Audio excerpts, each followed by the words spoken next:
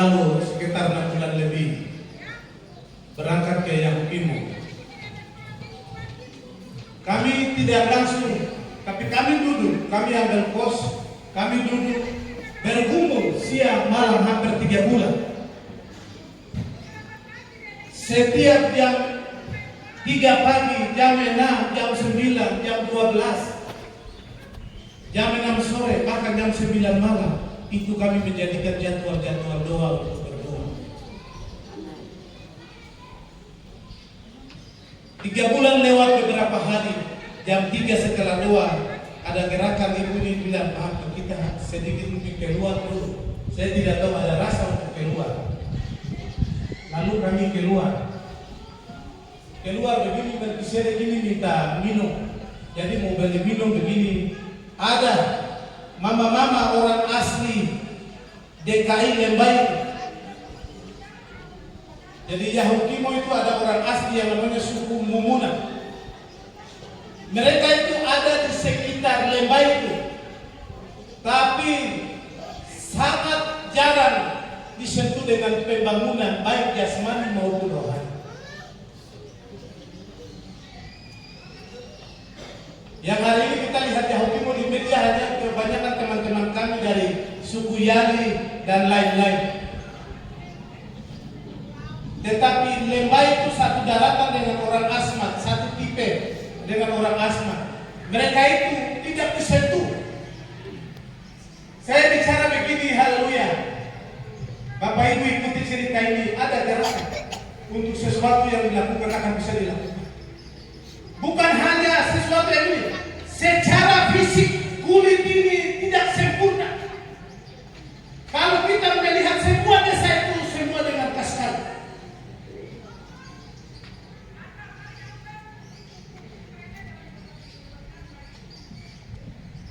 Padahal mereka adalah manifestasi dari Sang Pencipta yang sama.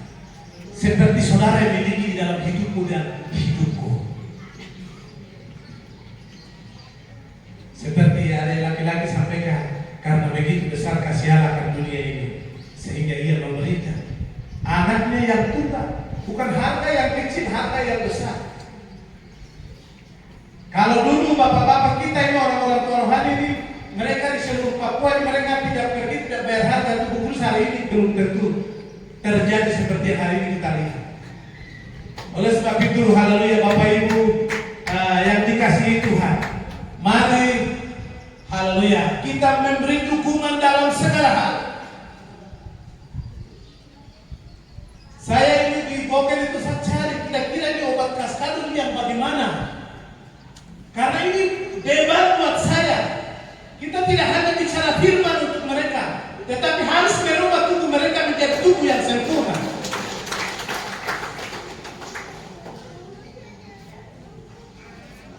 Teman-teman dokter yang ada di gereja ini kalau tahu jalur-jalur itu, haleluya, nanti bisa minta saya punya nomor HP di kata sana atau apa, bisa kirim saya obat kaskadul besar. Ini pelayanan. Haleluya. Kita sudah terlanjur tanda tangan kontrak untuk menjadi prajurit.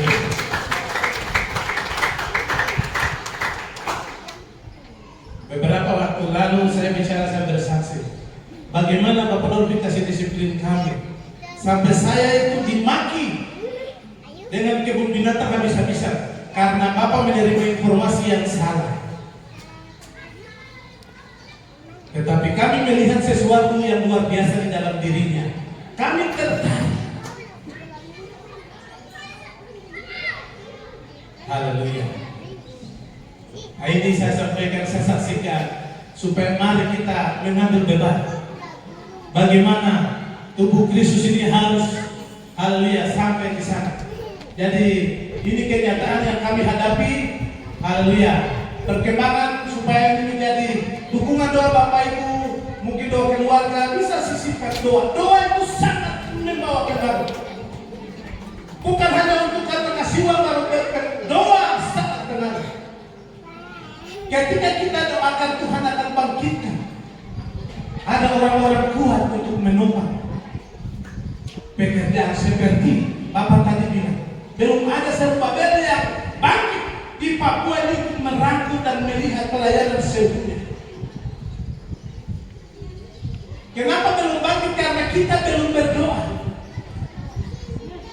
Berdoa bukan hanya untuk Zerubbabel bangkit, berdoa untuk bagaimana pelayanan itu terus. Jaga orang-orang lemah, orang-orang susah, bagaimana anak mereka keluar. Nanti Tuhan punya bagian, dia lengkapi Zerubbabel kita memberkati mereka dengan usaha jabatan dan lain sebagainya. Haleluya, luar biasa. Jadi dengan singkat cerita bahwa 3 bulan kami berdoa dan kita keluar beli minum, ibu ini dia datang, kulitnya semua penuh kaskado, dalam kondisi sakit, dan dia bawa obat. Mau minum obat tidak ada makanan.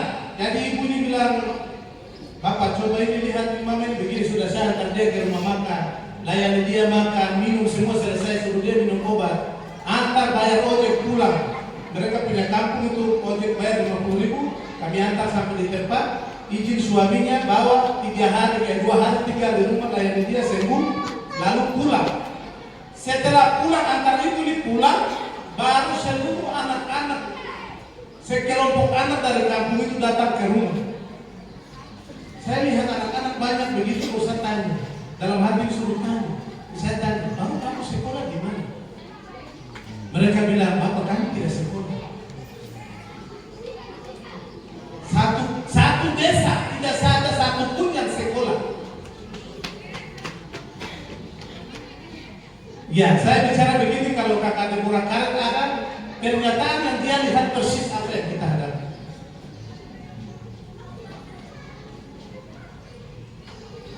Setelah itu saya tanya, pernah ada sekolah? Bapak pernah ada, kami pun sekolah di sini.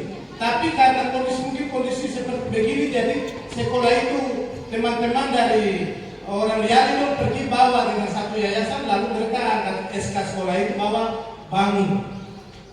Saya pergi dengan ibu ini cek sekolah itu.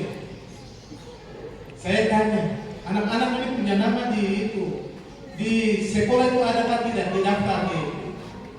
Oh, anak-anak ini namanya ada. Saya bilang, bisa kami minta tolong untuk kasih mereka sekolah kembali, walaupun masuk kelas 1, kelas 2. Dari pihak sekolah tawar menawar ibu yang ke mahasiswa ini, ibu orang Batak. Kata, oh Pak, ini terlambat 3 bulan begini. Saya bilang, ibu orang Kristen ke Islam. Dan seorang Kristen. Ibu tahu firman, manifestasi Tuhan ini tujuan mau datang ke sini bukan cari makan, tetapi cari orang-orang ini. Setelah kita bicara, ibu ini sudah mengalah, oke, kalau begitu kami terima. Di sementara 8 anak yang kami kasih sekolah. Karena kondisi di kampung mereka itu, kalau mereka itu dibiarkan untuk satu suku itu di lingkungan mereka tidak bisa.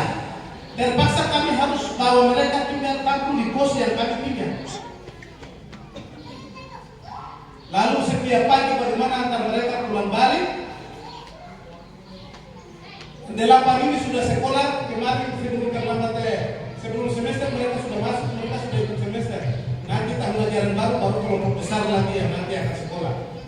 Terus dari satu orang dari tempat itu namanya Pak Yapet, kasih kami tempat di belakang kantor bupati. Terus mereka sendiri turun bersihkan, mereka sendiri tebang kayu. Terus kami sedang membangun pondok. Ini informasi perkembangan. Sedang membangun pondok 8x8 dengan tujuan untuk bisa menampung anak-anak itu, karena tanah yang dikasih itu dekat dengan sekolah yang mereka sekolah. Kami harus bangun di situ supaya dari kampung itu bisa bawa mereka di situ, baru bisa membina mereka. Setelah kami ini akhirnya satu desa lagi sudah gabung, jadi sudah 2 desa yang minta untuk punya anak-anak titip di situ bagaimana bina mereka. Haleluya. Puji Tuhan.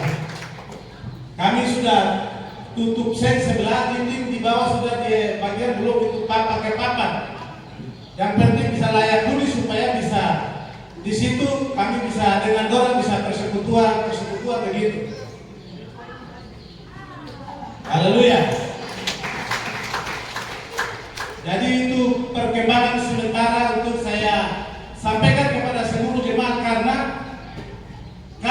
tidak bisa sendiri kalau tanpa Bapak Ibu. Jadi saya juga sampaikan, Tuhan memberkati Bapak Ibu yang taat memberi sepersepuluh. Modal utama kami yang kami pakai keuangan untuk kami bisa pelayanan adalah sepersepuluh yang setiap bulan Bapak Didi kirim.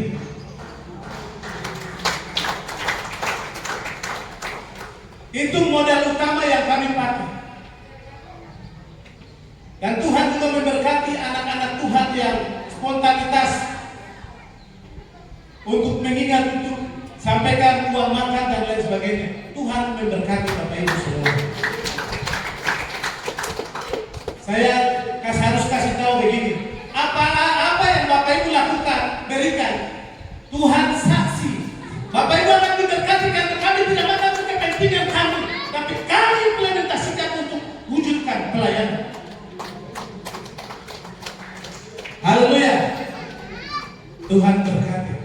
Ini merupakan ucapan terima kasih yang saya sampaikan kepada seluruh umat Tuhan Tubuh Kristus Lokal Jayapura yang taat memberi sepersepuluh dan taat mendengar suara Tuhan untuk melakukan sesuatu hal-hal rohani di gereja ini. Satu terakhir, tidak ada tempat yang terindah selain bertubuh Kristus.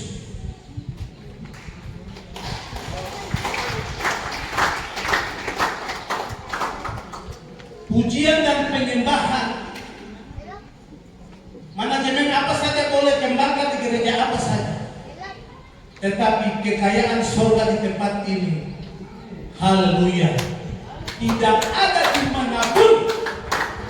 Satu ini harus kita ingat, dan Tuhan kasih tugas ini, orang harus tahu apa itu tubuh Kristus.